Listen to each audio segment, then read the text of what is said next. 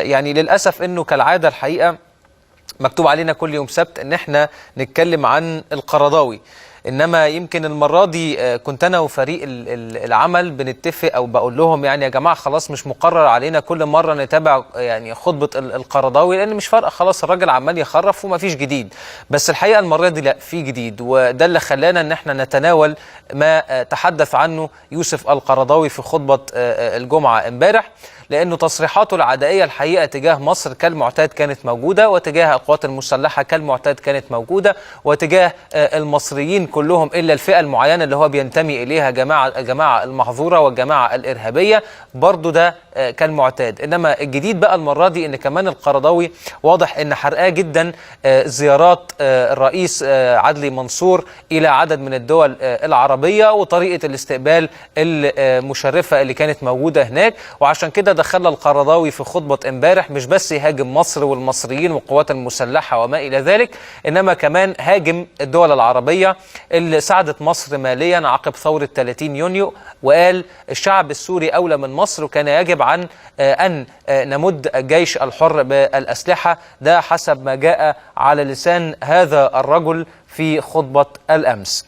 خلونا نعرف رأي الشيخ إبراهيم رضا أحد علماء الأزهر الشريف فيما تحدث عنه القرضاوي واستمراره في الحديث عن السياسة في خطبة الجمعة، بل والاعتداء على الآخرين والتعدي بالألفاظ على الآخرين، وهو الشيء المرفوض بتاتا من يعني الدين الإسلامي بيدعو إلى السماحة. وأعتقد الشيخ إبراهيم هيفيدنا أكتر. شيخ إبراهيم صباح الخير. صباح النور يا أستاذ رامي، عليك وعلى مشاهديك الكرام وعلى مصر الآمنة المطمئنة ولو كره الإخوان المجرمون. خليني أقول لك الحمد لله الذي أرسل محمدا هاديا ومبشرا ونذيرا وداعيا إلى الله بإذنه وسراجا منيرا.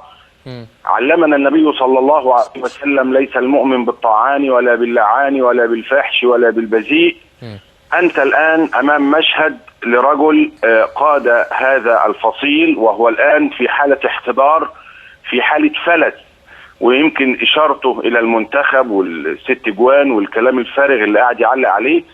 هذا الرجل للأسف الشديد باع الدين وباع كل ما يملكه من ضمير كعالم أزهري عاش في أحضان تلك الإمارة الصغيرة التي هي أقرب حلفاء العدو الصهيوني إسرائيل. القرضاوي وما أدراك ما القرضاوي، إنه عامل زي ما بنقول النبي صلى الله عليه وسلم لما نهى عن المحلل، اللي هو لما الواحد يطلق مراته 3 مرات يجيب محلل. هذا هو المحلل الذي يستخدم لضرب الأوطان ولخراب الديار والبلاد والعباد. هذا الرجل للأسف الشديد دأب على معاداة مصر من قبل حتى أيام مبارك، هو دأب على معاداة مصر وكراهية المصريين، وعلينا إن احنا نضع الأمور في نصابها الصحيح. أنت أمام جماعة خانت الوطن وخانت الله وخانت محمدا صلى الله عليه وسلم.